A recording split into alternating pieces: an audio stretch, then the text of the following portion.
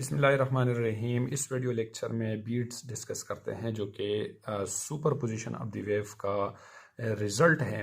तो definition given है कि the periodic variation in the loudness of sound between maxima and minima due to the superposition of the two sound wave of slightly different frequencies.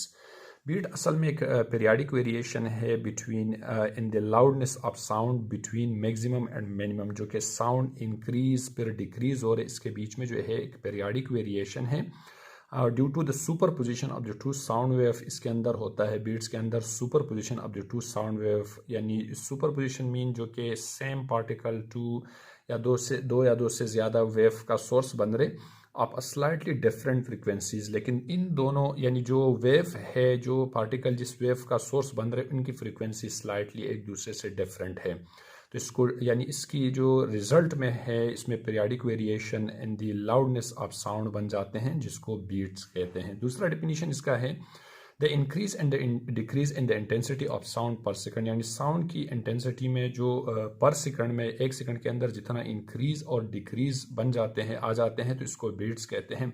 अब ये किस तरह से आ जाते हैं, यहाँ पर हमने पढ़ा कि यानी पीरियाडिक वेरिएशन है और पीरियाडिक वेरिएशन असल में दो वेव की स्लाइटली डिफरेंट फ्रिक्वेंसीज की वजह से है। तो लेट सपोज हमारे पास टू वेव है, ये वेव 1 है, दूसरा हमारे पास वेव 2 है।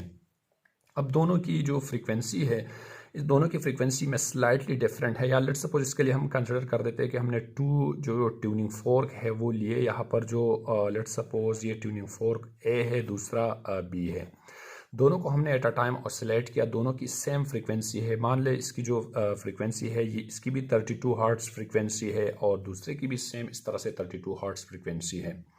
अब इस तरह से इस ट्यूनिंग फोर्क बी के एक विंग पे अगर हम जो है इस तरह से थोड़ा सा विक्स कर देते हैं तो इससे इसकी फ्रीक्वेंसी डिक्रीज होगा। लेट सपोज इसका फ्रीक्वेंसी हमारे पास बना 31 हर्ट्ज फ्रीक्वेंसी जो है सेकंड ट्यूनिंग फोर्क की है और दोनों को हमने एट अ टाइम जो है ऑसिलेट किया। अब दोनों से जो वेव प्रोड्यूस होगा अब इसमें स्लाइटली डिफरेंट होगा, यानी इसमें जो है अगर हम देखें तो इनिशियल यानी ये क्रस्ट जो है ट्रप यानी एक क्रस्ट दूसरे क्रस्ट से थोड़ा सा इसमें चेंज है, फिर स्लोली ये चेंज जो है एक ऐसा पॉइंट तक जाएगा जिसमें क्रस्ट कम्प्लीटली क्रस्ट को कोइंसाइड करेगा और ट्रप जो है वो कम्प्लीटली ट्रप को कोइंसाइड करेगा। तो यहाँ पर जो है कंस्ट्रक्टिव इंटरफेरेंस प्रोड्यूस होगा, यानी यहाँ पर इंटेंसिटी जो साउंड वेव की इंटेंसिटी है वो इंक्रीज होगी। यानी यहाँ पर इस पॉइंट पे जो है जहाँ पर क्रस्ट को कोइंसाइड कर रहे हैं और ट्रप को कोइंसाइड कर रहे हैं वहाँ पर लाउडनेस साउंड होगा, यहाँ पर मैक्सिमम साउंड होगा।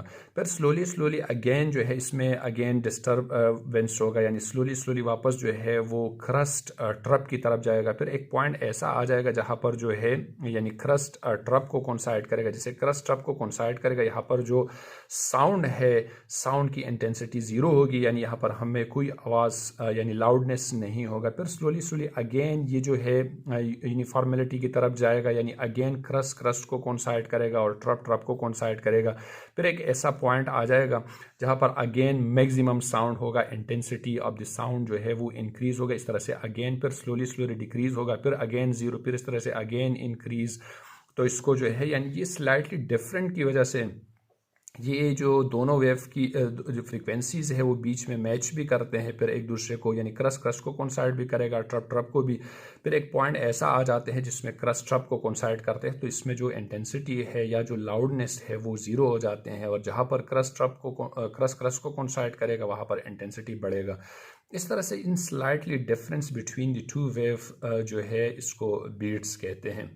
अब जो है डिस्कस करते हैं बीट फ्रीक्वेंसी। तो बीट फ्रीक्वेंसी को हम ऐसा जो है डिस्कस करते हैं कि the difference in the frequencies of two sound wave is known as beat frequency. अब इस तरह से जो दोनों साउंड वेव के बीच में जो डिफरेंस है इस डिफरेंस को बीट फ्रीक्वेंसी यानी दोनों की जो डिफरेंस है फ्रीक्वेंसी इसको बीट फ्रीक्वेंसी कहते हैं। It is denoted by N, यानी बीट फ्रीक्वेंसी को एन से डिनोट करते हैं और ये एन जो है ये बराबर होते हैं F1 माइनस F2 के। So this is equation 1। ये एन बीट फ्रीक्वेंसी है और ये दोनों वेव की जो फ्रीक्वेंसी है ये इसकी डिफरेंस के इक्वल है।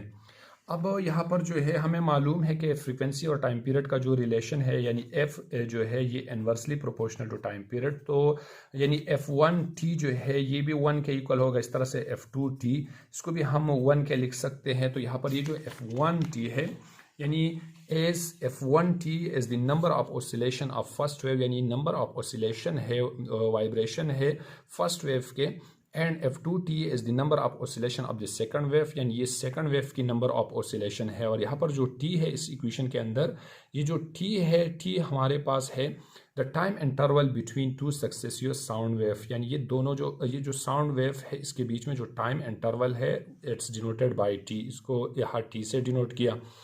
अच्छा, for beats the number of oscillation of the first wave must be 1 greater than second wave. अब बीट को प्रोड्यूस करने के लिए दोनों वेव के बीच में जो डिफरेंस है, या जो number of oscillation of first wave है, ये एटलीस्ट 1 ऑसिलेशन ग्रेटर होना चाहिए, यानी 1 से लेके जितना भी इसके अंदर डिफरेंस हो तो इतना जो है हमारे पास बीट्स जो है बीट प्रोड्यूस होगा। लेकिन फर्स्ट ऑसिलेशन की फ्रीक्वेंसी जो है सेकंड वेव की जो ऑसिलेशन है इससे एटलीस्ट 1 ग्रेटर होना चाहिए। और 10 के डिफरेंस से हम जो है बीट्स को इजीली अब्जॉर्ब कर सकते हैं। अगर इससे मज़ीद ज़्यादा हम जो है डिफरेंस दे देते हैं तो फिर इसको हम इजीली ऑब्जर्व नहीं कर सकते हैं। तो इसी तरह से अगर हम यहाँ पर जो यानी इन दोनों के बीच में जो यानी इन दोनों के बीच में अगर हम ये वाला इक्वेशन लिख दें, यानी 1 ऑसिलेशन का डिफरेंस होना चाहिए, तो F1T minus F2T is equals to 1।